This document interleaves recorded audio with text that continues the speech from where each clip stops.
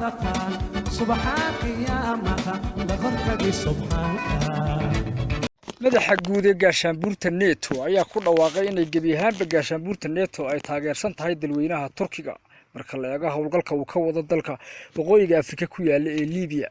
tan ayaa noqon siyaasadeed oo soo hoyatay dawladda la aqoonsan yahay ee ra'iisul wasaare Faiz Sarraj oo maalmihii u dambeeyay isagu u xusul duubayay inuu helo guulad diblomaasiyadeed gaar ahaan wadamada midowga Yurub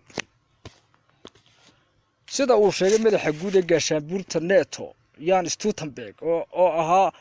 ra'iisul wasaarihii hore dalka Norway isla markaana imika ah ninka chairmanka ugu sareeya gaashaanbuurta NATO ee ka kooban inta ka badan 30 wadan ayaa waraysi uu siiyay wargeyska leeyahay Republika ee ka soo baxa dalka Talyaaniga waxa uu ku xaqiijiyay inuu xubno gaashaanbuurta NATO ay isu daba taagayso markaana ay la mowqif tahay dalka Turkiga marka la eego howlgallada dagaalka iyo ka socda dalka Liibiya Master Stoltenberg ayaa carabka ku adkeeyay inuu yahay Turkigu saaxiib muhiim ah isla markaana xubin firfircoon ka ah gaashaanbuurta NATO wuxuu sheegay inuu yahay wadan juqraafi ahaan aanay ka maarmin gaashaanbuurta NATO oo daras badan kadibna ay isla garteen in ay isdaba taagaan isla markaana ay dhinac kala soo jeestaan Turkiga oo isagoo caawinaya dawladda la aqoonsan yahay ee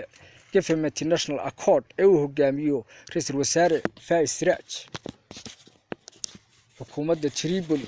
ayaa u riyaaqday go'aankan markuu soo baxay maanta isla markaasina fariimo hambalyo u dirtay xarunta Brussels sida uu sheegay afayeenka dawladda la aqoonsan yahay Liibiya